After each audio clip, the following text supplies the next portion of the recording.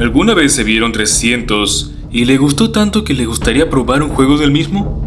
Bueno, pues le tengo buenas noticias. Sparta Total Warrior es más o menos lo mismo. Aunque no sé por qué lo jugaría si 300 literalmente tiene un juego. Pero bueno, supongo que es cuestión de gustos. Como sea, hoy hablaremos de este juego. Hola aficionados de la afición, soy Soberano de la afición, sean bienvenidos a mi canal. Antes de empezar a hablar del juego como tal, me gustaría destacar algunos detalles menores, casi igual de importantes.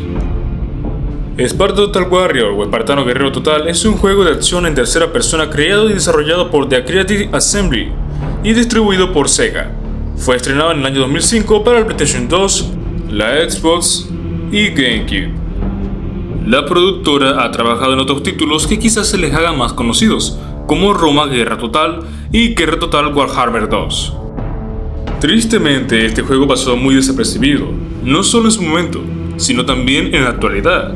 Porque sean sinceros, ¿cuántos de ustedes conocían este juego y su contenido antes de ver este video?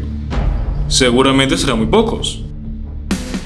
En cuanto a la crítica, se dice que tuvo una revisión mixta, a promedio en todos los sistemas.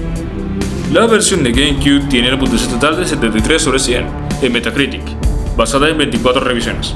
En la versión de PlayStation 2 tuvo 74 de 100, basada en 33 revisiones. Y la versión de Xbox tiene la misma puntuación que la de GameCube, basada en 36 revisiones. Alguien en GameSpot anotó el juego en 7.1 de 10 y lo calificó como un juego de acción básico con una gran dosis de combinación de botones y un poco de administración de tareas. Al encontrar el combate repetitivo, argumentó: incluso con los movimientos de rabia, el combate puede volverse bastante aburrido después de un tiempo. También se mostró crítico con los gráficos, ya que los detalles a veces se sacrifican para lograr una buena velocidad de cuadro.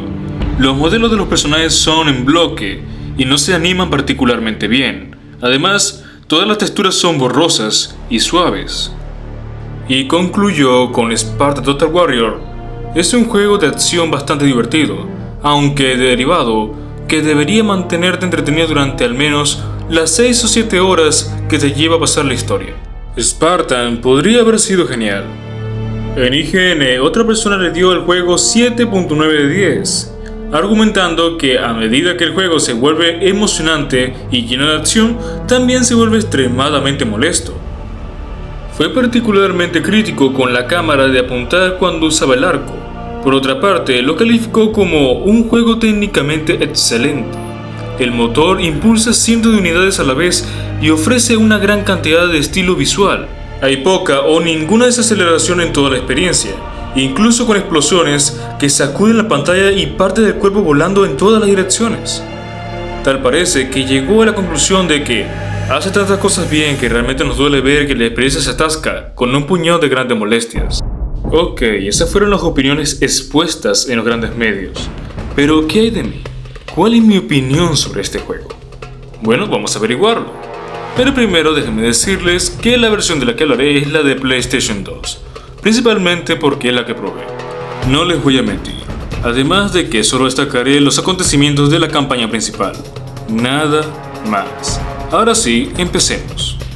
De una vez les voy diciendo que este juego es difícil, muy difícil, tanto es así que incluso roza lo injusto. Para que se den una idea, al terminar de jugar este juego le eché una probada a God of War 1 y 2, en la misma dificultad, la cual es el modo normal. Y qué barbaridad, Sparta Total Warrior hace ver a esos dos juegos tan ridículamente fáciles que aburren. Y eso que esos juegos no son precisamente fáciles, pues tienen sus momentos. Pero esto es una locura. Como dije, este juego llega a rozar lo injusto, pues tiene varias mecánicas, como las flechas, que no están lo suficientemente pulidas, y niveles que siguen su uso, lo que causa que por muy buen jugador que seas, te sea inevitable perder la partida, pero ya hablaremos de eso más adelante. Empezamos con la historia, la cual está dividida en 14 niveles existentes en el juego.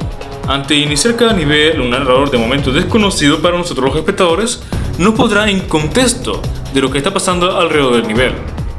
Esparta sufre asedio. Antes de mi gobierno, el Imperio Romano, dirigido por el emperador Tiberio, extendió implacablemente su invasión del mundo libre hacia nuestra tierra. Asistimos impotentes a la caída de Atenas hacia la conquista del resto de Grecia. La ciudad de Esparta se mantuvo desafiante. Nunca antes las antorchas del enemigo habían iluminado los grandes muros de nuestra ciudad. Y como guerreros espartanos, nos mantuvimos firmes contra el imperio. Las primeras escaramuzas nos costaron mucho. Nuestros mejores guerreros luchaban y morían.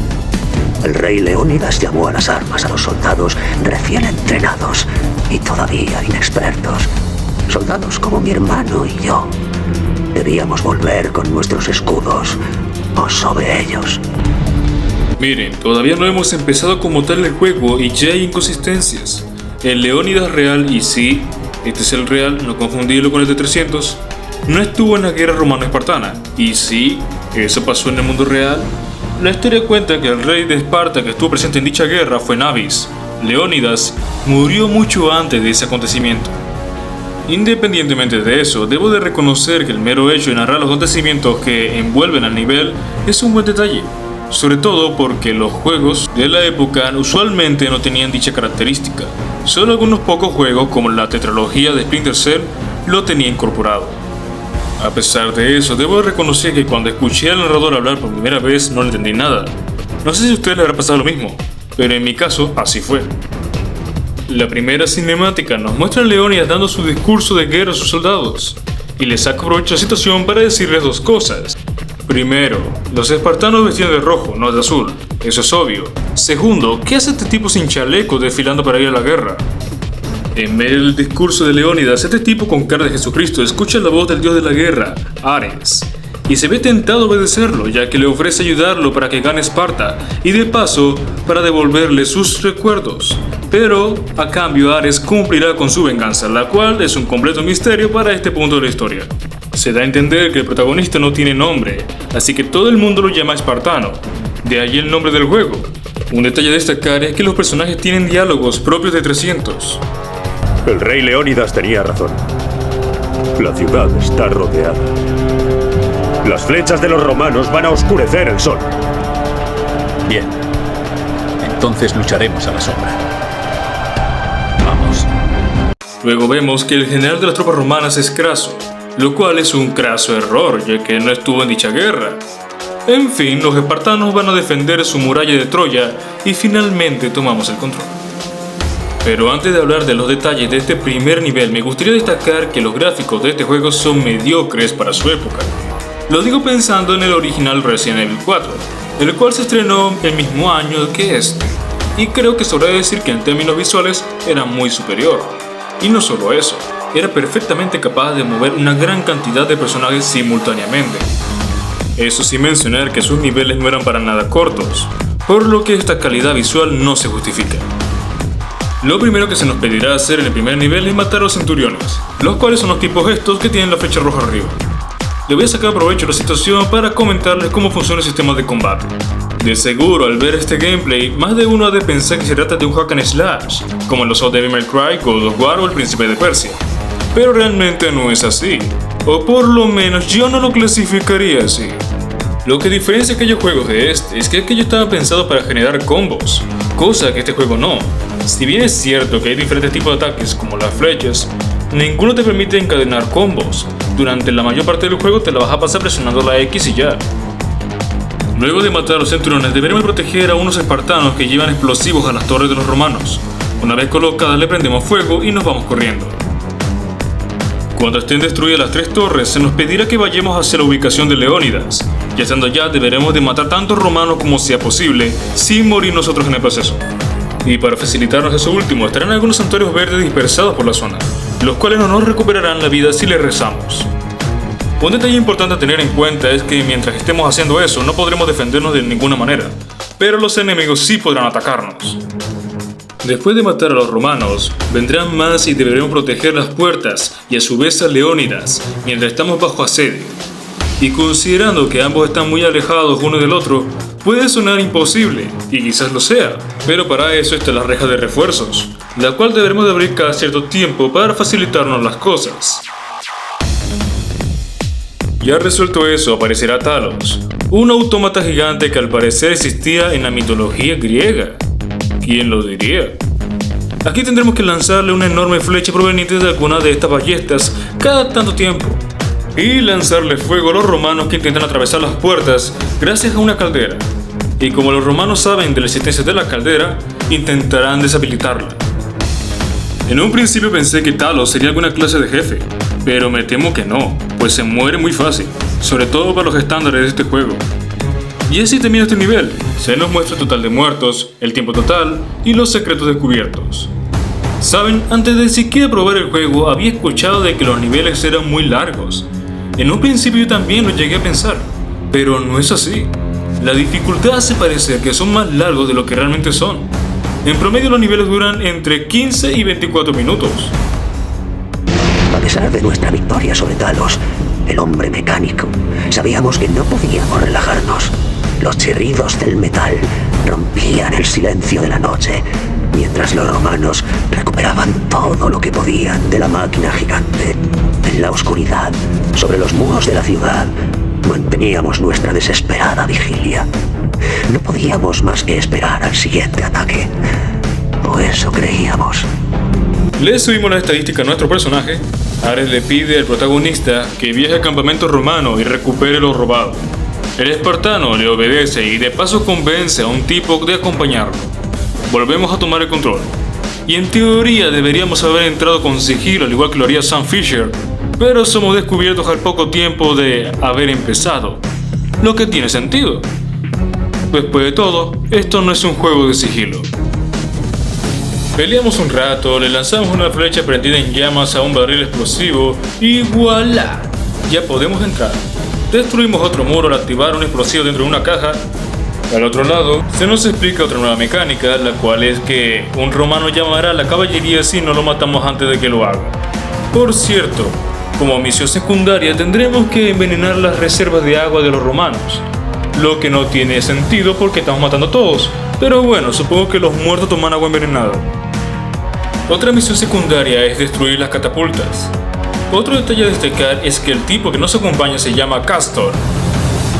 Conforme nos vayamos adentrando en el campamento nos encontraremos con el primer tipo con una ballesta automática muy potente. La prioridad en esta situación será cubrirnos con nuestro escudo hasta alcanzar al dueño del arma y sustituirlo de forma eficaz al eliminar a su gente. Por cierto, no creo que en los años antes de Cristo existiera tal arma. Al poco tiempo de encontrarnos las espadas de Atenea, sale una mujer guerrera y un montón de romanos buscando su captura. Cabe mencionar que Atenea jamás tuvo espadas especiales, y asumiendo que las tuviera no se las dejaría a simples mortales, y asumiendo que así fuera me imagino que las usarían para pelear, no que las dejarían resguardadas en un campamento a la espera de que alguien las robe y sí les dé uso. Como sea, que las espadas nos darán poderes especiales durante el resto de niveles. Liberamos a los prisioneros romanos y la misión de aquí en adelante será protegerlos de sus secuestradores. Los sacamos a las afueras del campamento donde estarán esperando los refuerzos espartanos.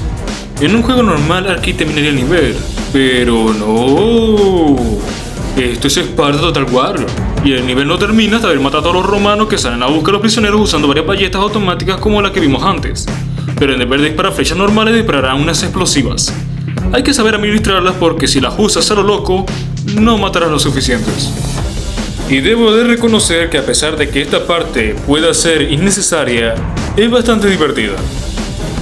Tras esta parte, Castor y el espartano celebran haber resuelto la situación solos. Al escuchar eso, la tipa esta dice ser Electra, la princesa de las Amazonas, y que ella mató a más romanos que ellos. Mija, te voy a poner en tu lugar porque alguien tiene que hacerlo. La Mujer Maravilla ha creado una idea errónea sobre las Amazonas. No eran supermujeres, y menos superheroínas. En la mitología griega, las Amazonas aparecen siempre como las antagonistas de los griegos. Los relatos griegos frecuentemente narran los enfrentamientos entre los seres griegos y las reinas amazonas. Y adivinen qué, siempre perdían las amazonas. En algunas versiones del mito, ningún hombre tenía permiso para tener relaciones sexuales o vivir en el país de las amazonas. Sin embargo, una vez al año para evitar la extinción de su raza, estas visitaban a los gargarios, una tribu vecina. Los niños varones que resultaban de estas visitas eran sacrificados, enviados de vuelta con sus padres o abandonados a su suerte. A los que se quedaban, se los mutilaban y se los dejaba ciegos o cojos, para que fueran sus sirvientes. Las amazonas conservaban a las niñas, quienes eran criadas por sus madres y adiestradas en los labores del campo, la caza y el arte de la guerra. Por decreto, a todas las niñas les cortaban un seno, para facilitarles el uso del arco y el manejo de la lanza. De esta costumbre proviene su nombre, Amazonas, lo que en griego supuestamente significa las que no tienen seno. Las amazonas no eran consideradas más fuertes que los espartanos, lo que tiene lógica. A fin y al cabo no tenían poderes, solo eran mujeres bien entrenadas. Por lo tanto, esta señorita no hubiera podido matar más romanos que estos dos espartanos juntos, y menos si uno de ellos está bendecido por los dioses. Como dato extra, Electra no era la princesa de las Amazonas. Es más, ni siquiera era amazona. Ella era la hija del rey de Micenas, Agamenón, y de su esposa, Clitemnestra. Su mito gira alrededor del plan que hizo junto a su hermano Orestes para vengar el asesinato de su padre, dándole muerte a quienes lo hicieron, su propia madre y su amante, Egisto. En fin, que la Electra de este juego quiere informarle a Leónidas sobre una nueva arma que los romanos están desarrollando y piensan usar en contra de Esparta. ¡Ey! ¿La princesa amazona está del lado de los espartanos? ¿Ustedes se pueden imaginar un contexto en que eso tenga sentido? Porque yo no. Y fin del nivel 2. La princesa amazona nos dijo que los romanos estaban construyendo una gran máquina de guerra, lo bastante poderosa como para aniquilar Esparta. Superados en número en una proporción de 10-1, nos volvimos para enfrentarnos a nuestro peor enemigo y acometer la última defensa de Esparta.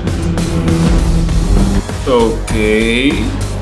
Les subimos las estadísticas a nuestro personaje otra vez y nos preparamos para el tercer nivel.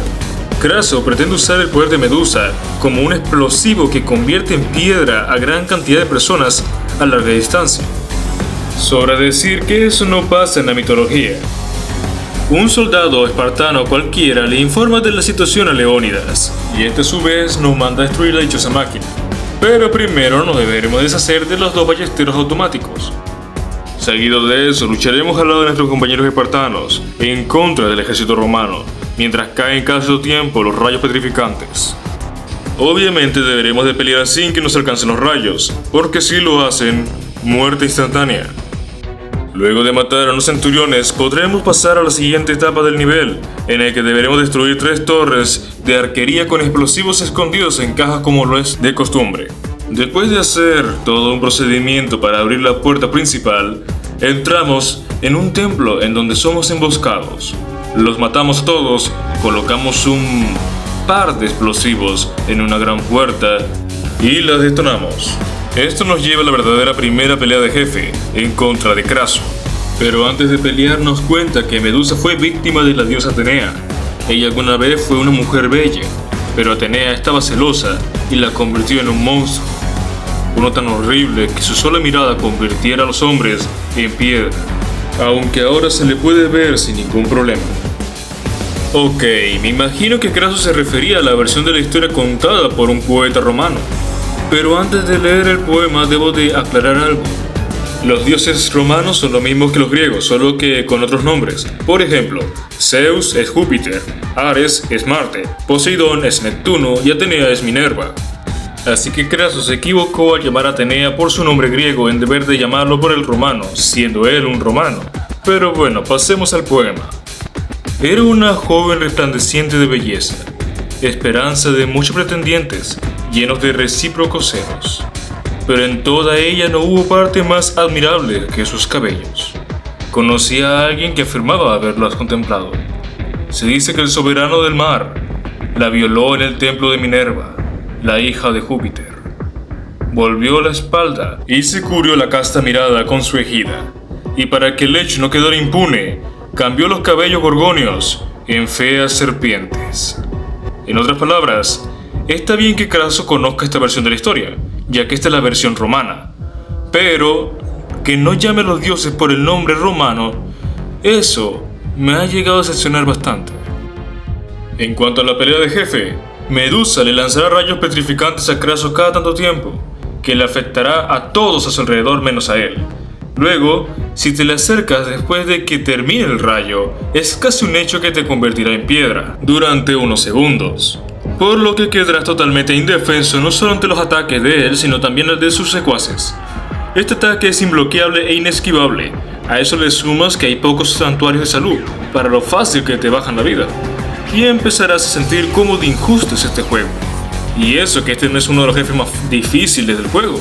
Sin embargo, cuando le gané, no sentí que fuera por mi habilidad como jugador, sino por suerte, pues él no dejaba de convertirme en piedra. Ah, sí. Hay que vencerlo antes de tiempo, o si no pierdes. Por supuesto, todo lo que dije es basándome en mi primera partida, cuando aún no dominaba bien este juego. Ahora que lo he rejugado, me doy cuenta de que Krasos no es para tanto. Sí causa problemas, pero hasta ahí. No es imposible, ni super mega difícil, solo es desafiante y ya. Cuando Krasos haya muerto, Ares le dirá su monólogo al protagonista, el cual consiste en que la guerra no ha terminado, Krasos tenía superiores, y la única manera de que ganemos es yendo a las ruinas de Troya a recoger la lanza de Aquiles. Esta está sepultada junto al héroe que alguna vez la blandió, por ende, hay que abandonar Esparta para visitar Troya a escondidas de Leónidas. Creo que es obvio que Aquiles no tenía una lanza especial en la mitología.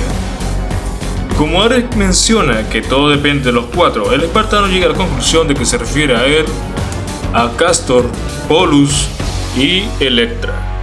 Y ya que menciona a los hermanos Castor y Polus, les saco provecho para decirles que ellos existieron en la mitología grecorromana. Ambos son hijos de Zeus. Castor era mortal, por lo que podía morir, pero su hermano Polus, Sur, era inmortal. Fin del nivel 3. Destruidos Krasos y Medusa, dejamos Esparta esa noche.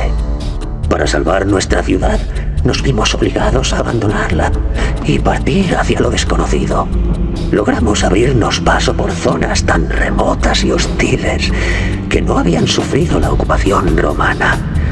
Ninguno sabíamos lo que nos esperaba. Nuevamente nos subimos las estadísticas. Los cuatro fantásticos llegaron al desierto y se iban a tomar un descanso junto a su ejército de espartanos y amazonas. Espera, ¿cómo que no hay amazonas? Pero si su princesa está del lado de los espartanos y se dijo anteriormente que había más amazonas. ¿Dónde están? Porque capturadas y muertas no están. Da igual, los vikingos les sacan provecho a mi confusión para emboscarnos. Y sí, escucharon bien, son vikingos. Este juego hizo posible el sueño de muchos de ver la guerra entre espartanos y vikingos. Este es sin dudas el mejor relleno innecesario que he visto en un juego de la época. Para el mero inicio del nivel podremos usar el escudo de Medusa, que conseguimos al matar a Krasos, el cual sirve para... ¿Tú qué crees? Después de masacrar a unos cuantos vikingos, cruzamos un puente, lo cortamos y con ayuda de unos guerreros atenienses que están con nosotros sin explicación alguna, destruiremos una torre. Seguido de eso, incendiaremos una de las aldeas vikingas, mientras matamos a unos cuantos de estos. Detonamos algunas cuevas vikingas, porque, bueno, no sé, no sabía que los vikingos vivían en cuevas. ¿Y ustedes? Hacemos todo un proceso para subir un puente y seguir nuestro camino para encontrarnos con un Nike gigante peleando contra algunos vikingos, digamos. Aunque más que un gigante parece un ogro o algo así. Bajamos a arrasar no solo con el gigante, sino también con unos vikingos con los que estaba peleando. Le damos a probar el amargo sabor de la libertad a unos rescatados en una celda, para forzarlos a regresar a sus casas, en donde estarán a salvo de la felicidad. Y termina el nivel. Mientras mi hermano y yo marchábamos con nuestras tropas hacia Troya, el espartano y Electra se preparaban para defender la aldea del resto de la horda bárbara. Nadie lo mencionó, pero todos reconocíamos la misma desdicha de Esparta en los ojos de los aldeanos. Al escuchar esta narración pensé que este nivel sería protagonizado por Castor y Polus, que seguro uno de los dos es el narrador, pero... No se puede jugar con otro personaje que no sea el espartano. Y sí, nos subimos la estadística por cuarta vez para empezar el siguiente nivel. Electra le da un discurso de motivación al pueblo asediado por los vikingos, mientras que Beowulf, un personaje salido del poema inglés, da un discurso de motivador y exige que el mejor de sus guerreros baje a enfrentarlo. El espartano se presenta en el lugar, pero Beowulf no lo ve digno, así que le pone a pelear con unos berserkers en un círculo de fuego mágico. el cual de llegar a ser tocado causa la muerte instantánea. Tras matarlos, estos intentarán invadir el pueblo y destruir los únicos 2 graneros que tienen. Nosotros debemos evitarlo al tocar las campanas que están en cada lado para que lleguen refuerzos. El problema con estos refuerzos es que desprotegen al otro que se supone que están cuidando. Con el tiempo llegarán a la batalla unos 2 gigantes, y si llegan a destruir los graneros, perderemos. Saben, de alguna manera pareciera que los vikingos y los espartanos hablaran el mismo idioma, lo que no tiene sentido alguno. Los espartanos hablaban en griego antiguo, mientras que los vikingos hablaban en germánico antiguo. Son 2 idiomas muy diferentes. Luego de nuestra rotunda victoria tendremos nuestro encuentro con Beowulf, quien afirma haber conseguido su mazo en Jotunheim, es decir, el reino de los gigantes, en donde se lo arrebató al rey de los gigantes, junto con la cabeza. Me parece intrigante que mencione la mitología nórdica, aunque no sé cómo coexiste con la griega, ya que ambas difieren en cómo funciona el universo. Pero bueno, lo que sí me hubiera gustado es ver a Beowulf decir algo como: juro por Odín que tú caerás ante mí. En cuanto a la pelea de jefe, se dará en medio del fuego mágico. Beowulf tendrá la ayuda constante de sus berserkers.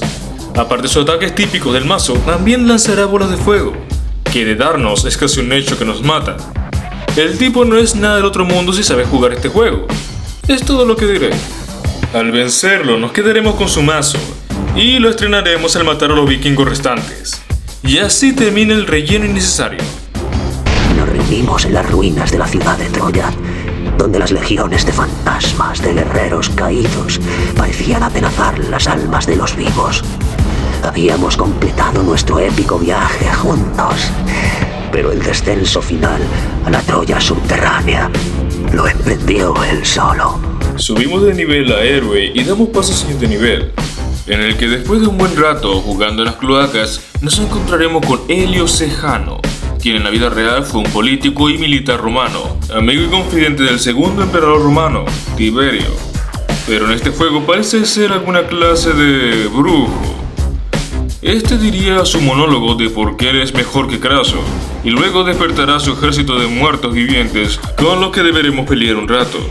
Luego de pasar por una serie de obstáculos, llegaremos a la tumba de Aquiles, en donde nos encontraremos con un clon malvado de nosotros mismos, creado por Sejano, que dicho sea de paso, posee la misma lanza de Aquiles, y por alguna razón Sejano se refiere a ella como la espada de Aquiles. ¿Estás ciego o qué? Eso no es una espada. Da inicio a la siguiente pelea de jefe. ¿Y qué quieren que les diga? Él tiene exactamente los mismos poderes, habilidades y movimientos que nosotros, más lo que le proporciona la lanza de Aquiles. Esta pelea puede llegar a ser algo complicada, pues él recupera la vida de la misma forma que lo hacemos nosotros. Lo mismo con los ataques especiales. Como de seguro ya sabrán, tras su derrota obtendremos la lanza de Aquiles y termina el nivel. Habíamos viajado y luchado juntos para alcanzar las ruinas de Troya, y durante largo tiempo habíamos esperado el regreso del espartano. Electra envió a las tropas supervivientes a las ruinas, y los 3 nos internamos en la oscuridad para buscar a nuestro amigo. Seguimos subiéndonos las estadísticas. Despejamos la zona para que los espartanos recién llegados coloquen sus explosivos y abrirnos una salida de este lugar.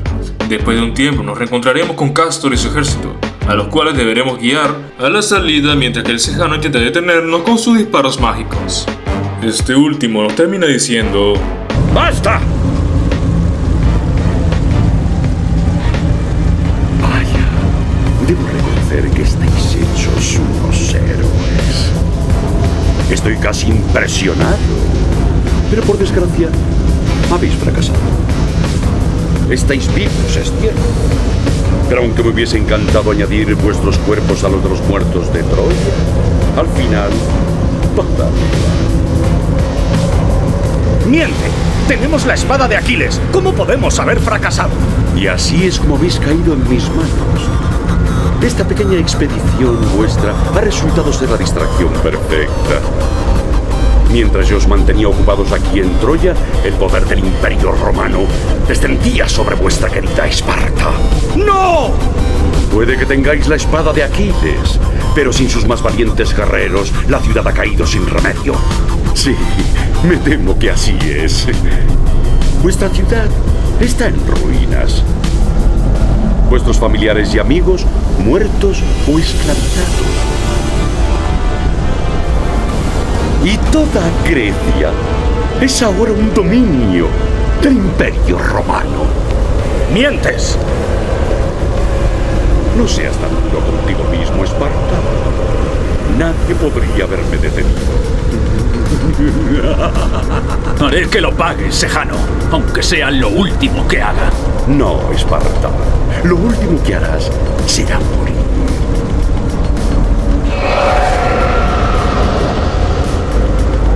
Hasta la vista, mis valientes pero estúpidos héroes. La historia recordará vuestras hazañas cuando cuente las mías. Y fin del nivel. La ciudad estaba perdida, pero la guerra no había terminado. Mientras salíamos de la Troya subterránea, vimos que la ciudad se enfrentaba a un desafío más. Continuamos subiéndonos las estadísticas. Por casualidad de la vida, todo el ejército que estaba junto a nosotros desaparece durante todo el resto del nivel sin explicación alguna. Y así mismo deberemos enfrentarnos a la poderosa Hidra. Así es, aquella serpiente marina a la que Hércules se enfrentó como uno de sus 12 trabajos y casi no sale vivo. Esta es por lejos la cúspide de la dificultad de este juego. Para pelear contra la Hidra necesitarás la lanza de Aquiles y algunas flechas explosivas. La cosa es así. La Hidra tiene múltiples cabezas y todas intentarán morderte. Y cuando lo hagan deberás esquivarlas, prenderte en llamas y de un ataque cualquiera le revientas las cabezas. En lo que se te pase las llamas le dispararás las flechas explosivas para destruirlas por completo. Si no lo haces a tiempo recuperarás sus cabezas y tendrás que volverlo a intentar. Nada más eso contradice la mitología, pues se supone que si le cortas una cabeza, 2 la reemplazarán. A eso le sumas que su solo aliento era venenoso, pero yo mejor me callo porque este jefe de por sí es el más difícil del juego y yo no quiero exagerarlo más. Pero soberano, ¿qué tiene este jefe de difícil? Ya va, cálmate, ya voy a eso. No sé si les había pasado, pero a mí, en una ocasión intenté dispararle una flecha a la cosa esta, pero el personaje le apuntaba a la cámara, lo que causó que me atraparan repetidas veces.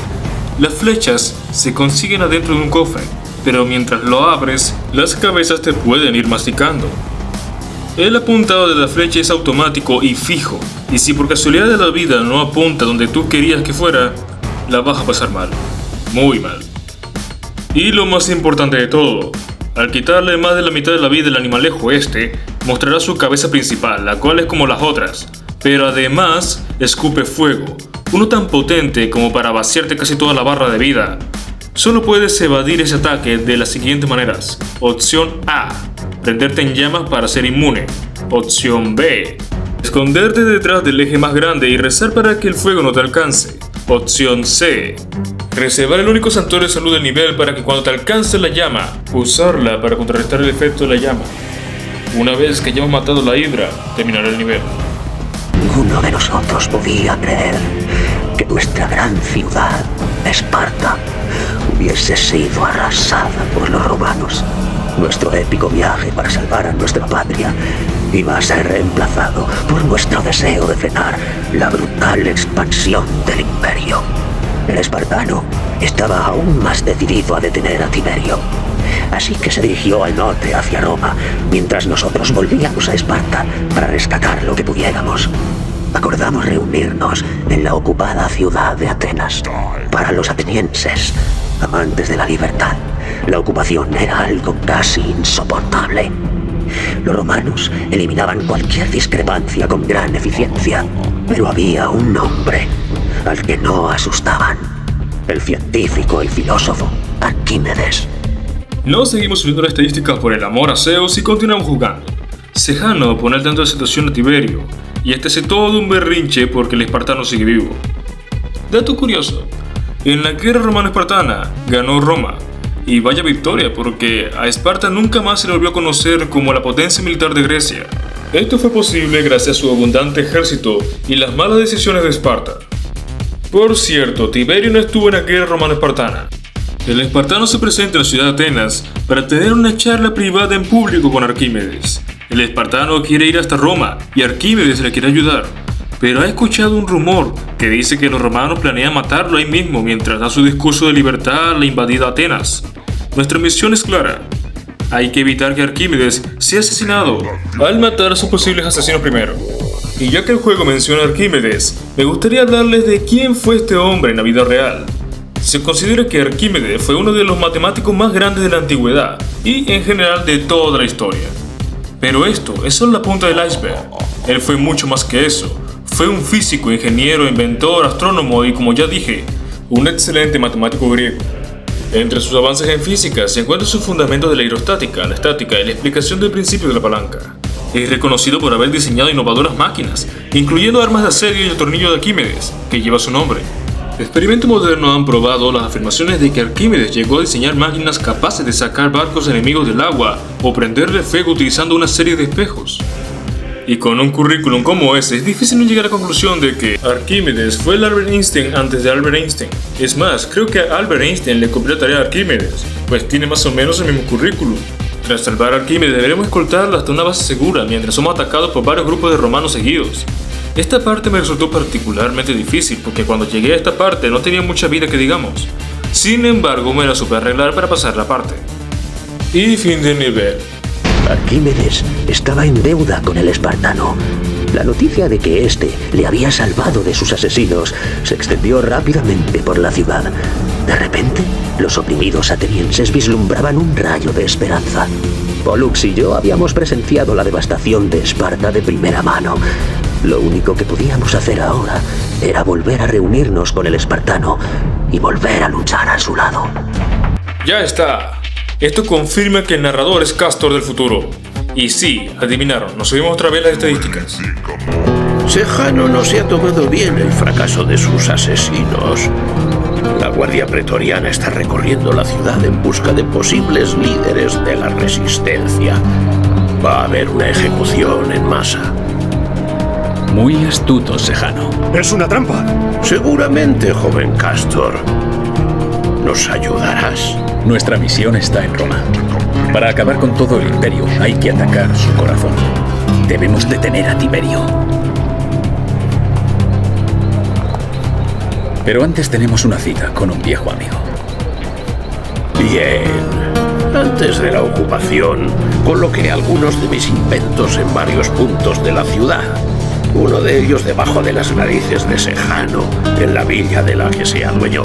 Activando todos esos artefactos deberíamos poder traer algo de luz a estos tiempos tan oscuros.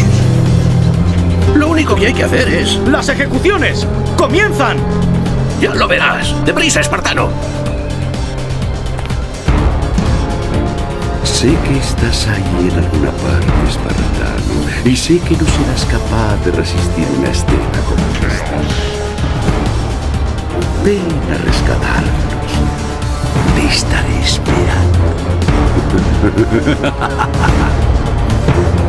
Como es obvio, caeremos en la trampa del Sejano y detendremos la ejecución. Y para sorpresa de nadie no nos pasará nada.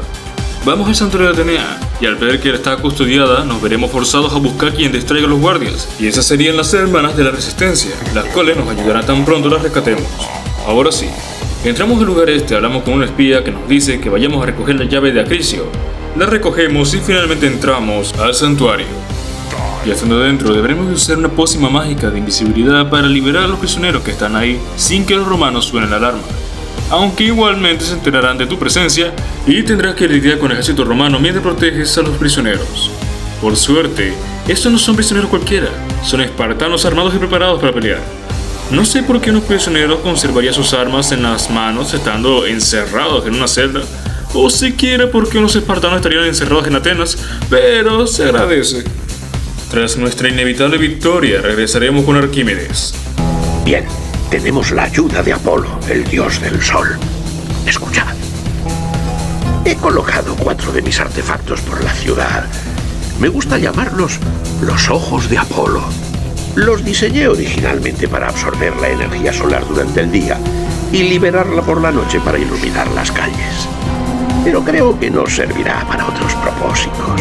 He instalado en el templo una serie de lentes de cristal que toman la luz de los ojos y la concentran en un rayo lo bastante poderoso como para destruir casi cualquier objetivo. Los miembros de la resistencia ya han alineado 3 de los ojos, pero no han logrado llegar hasta el último.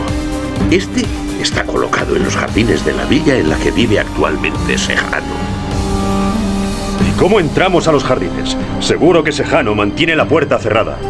Cierto. Una de las cohortes de guardas que patrullan la ciudad lleva la llave. De hecho, deberían salir a patrullar en cuestión de minutos. Suena bien. Mientras estábamos junto al santuario, me fijé en un entresuelo ideal para preparar una emboscada.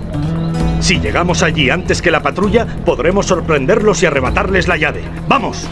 Debo reconocer que aunque es algo exagerado el concepto de los ojos de Apolo, no está tan alejado de lo que se sabe que hacía Arquímedes. Puntos por eso. Le tendemos una trampa a unos guardias, le sacamos la llave de los jardines de la villa, llegamos allá, entramos y vamos subiendo los múltiples escalones, mientras vamos matando romanos con ayuda no solo de nuestro ejército espartano, sino también con la participación de unos cuantos atenienses que deciden liberarse de la tiranía romana. Aunque a decir verdad, dicha tiranía no fue tan mala. Digo, la gente vive una vida normal, visten bien, comen bien, sus calles se ven bonitas, como si una guerra no hubiera pasado por allá. Lo único es que se la pasa matando a los líderes de la resistencia, pero eso es lógico porque están planeando un golpe de estado y no pueden permitir que eso suceda. Pero en general la gente vive tranquila, sin miedo al imperio. Por cierto, mientras vayamos subiendo, Sejano disparará a su Cercere y lanzará bolas de fuego a cada rato. Y si te da, es casi un hecho que te mata. Acorralamos a Sejano, o eso parecía. A pesar de haber escapado, logramos activar el último ojo de Apolo. ¿Y termina el nivel? El futuro de Atenas descansa entre los muros de la villa. El ojo de Apolo, la invención de Arquímedes, escondía la clave para la libertad de las ciudades. Lo único que teníamos que hacer era llegar hasta él. Sí, ya saben cómo es esto. Ahora, sin explicación alguna, deberemos ir activando los cristales que nos encontremos mientras vamos subiendo.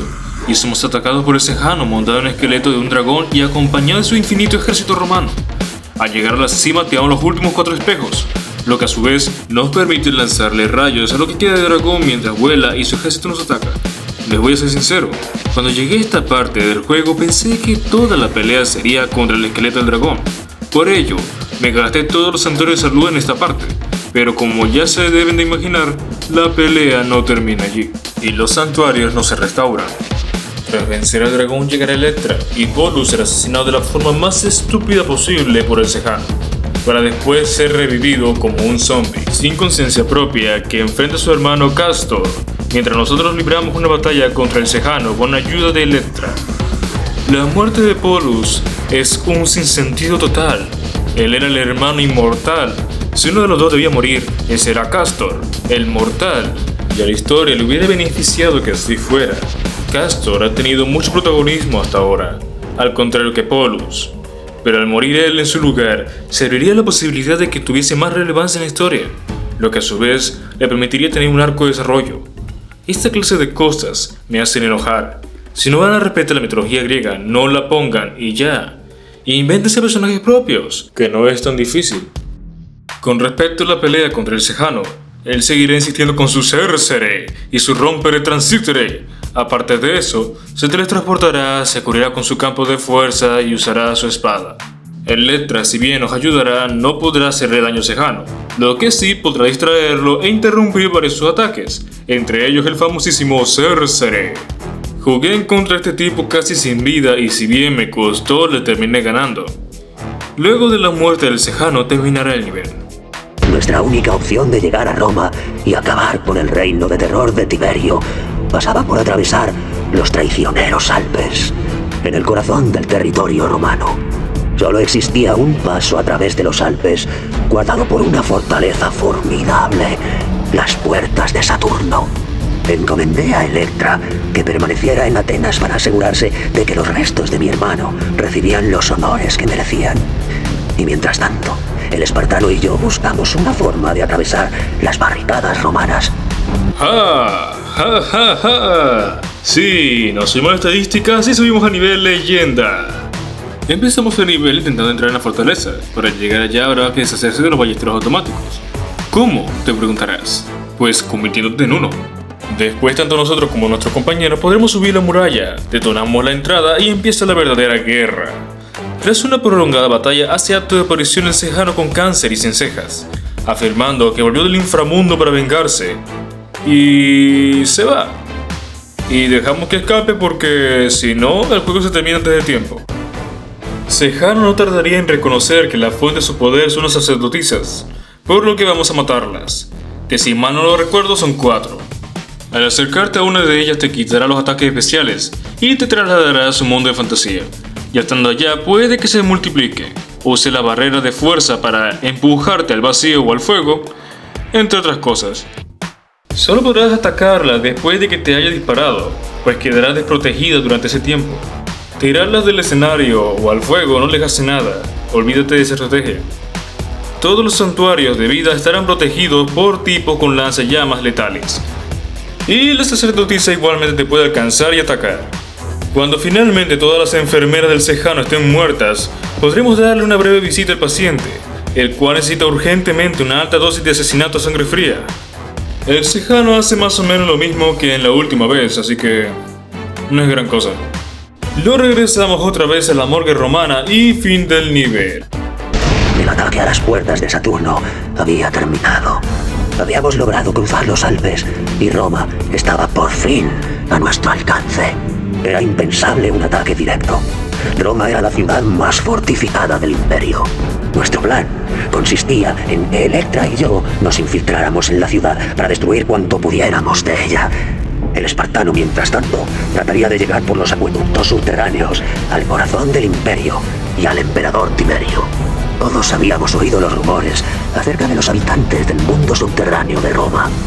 De aquí en adelante no se puede subir las estadísticas, lo que me molestó mucho en su momento. Entramos en las cañerías y allí mismo nos encontraremos y enfrentaremos con un minotauro. Este sería un jefe a vencer. Se la pasará invistiendo todo lo que tenga en línea recta, nos tirará a romanos y nos atacará con su fuerza bestial. Le damos fin a su triste vida y fin del nivel. Mientras el espartano se abría paso por las catacumbas bajo la ciudad, Electra y yo llevamos a los zapadores por otro camino. Por fortuna, o por el favor de los dioses, hallamos un modo de llegar al Coliseo y colocamos los explosivos. Sabíamos que el emperador iba a presenciar el enfrentamiento de aquel día. Con un poco de suerte, lo enviaríamos al Hades. Y si no, al menos atraeríamos la atención lejos del espartano. Subimos a la superficie quién sabe cómo, le damos una visita rápida al Amazonas y a Castor, y ya que estamos ahí los rescatamos. Encontramos a Tiberio, y justo cuando pensé que se vendría el jefe final, se muere por daño de caída. En su lugar nos enfrentaremos a Ares, el dios de la guerra, el cual nos cuenta que su venganza es en contra de nosotros, porque nuestra madre delató el amorío que tuvo con Afrodita a Hefesto, el marido de Afrodita en aquel entonces, y desde entonces busca matarnos. Pero no lo hizo porque los dioses del Olimpo nos otorgaron poderes inmortales y extraordinarias habilidades como guerreros. ¿Es en serio? ¿Ese es todo el problema? Quítale todos sus poderes inmortales, sus habilidades retardado, todos los dioses del Olimpo pueden hacerlo. Pero bueno, supongo que era mejor idea ayudarnos a obtener las espadas de Atenea, el escudo de Medusa, el mazo vikingo y la lanza de Aquiles. Oye Ares, eres todo un genio, ¿no? Con respecto a la pelea, el tipo pelea como un espartano normal más o menos, solo con algunos agregados, como resucitar enemigos caídos, lanzarnos una flama que nos persigue a todos lados y de alcanzarnos nos mata, se multiplica, nos agarra, nos tira a otro lado y se autoprende en llamas. En otras palabras, es una especie de amalgama de varios jefes anteriores. Ganarle no es tan difícil en comparación a la Hidra y otros jefes realmente. Para mí fue hasta decepcionante. Se había acabado. Nuestra épica empresa de destruir el imperio romano no había sido más que un macabro juego maquinado por un dios vengativo. Un juego que habíamos pagado muy caro. El espartano había descubierto su verdadera identidad, derrotado al imperio y luchado contra un dios para liberar a su gente. Un guerrero, un héroe, una leyenda. En mi opinión, este fue un final decepcionante. Hubiera preferido que Tiberio fuera el verdadero jefe final. Ok, opinión general del juego. No tiene mucha rejugabilidad, pero es divertida la primera partida. En cuanto a la música, es la que llevan escuchando durante todo el video, díganme ustedes. Puntuación general, le doy 6.5 de 10. No me arrepiento de haberlo jugado, pero tampoco tengo ganas de jugarlo en un tiempo. Y ya para terminar el video, ¿por qué este juego no triunfó en su época? En un principio pensé que fue por la portada, que no es muy interesante, o la falta de una publicidad competente. Pero la verdadera razón de su fracaso fue la época en la que se estrenó. En el año 2005 se estrenaron juegos como Devil May Cry 3, God of War 1, El Príncipe de Persia, Las Dos Coronas, Call of Duty 2, Beat Rec 1, Splinter Cell, La Teoría del Caos y el original Resident Evil 4. Como pueden ver, no había manera de que este juego pudiera sobresalir ante la competencia. La solución a este problema era estrenarlo al año siguiente, cuando la competencia no fuera tan ruda. Y en ese año de espera pudieron usarlo para pulir más las mecánicas del juego, agregarle más niveles, mejorar los gráficos, agregarle más personajes jugables en la campaña principal y en el modo de 2 jugadores. Recuerden que en esa época era muy normal desarrollar un juego completo en un año, por lo que es posible. Me gustaría agradecerle nuevamente al usuario Ricardo Belén por sugerirme hablar de este y otros juegos. Y bueno, ese ha sido todo el video. Yo soy Soberano de la Ficción. Si les gustó el video, agradecería mucho que le den like, se suscriban y comenten qué les pareció. Sin nada más que decir, me despido.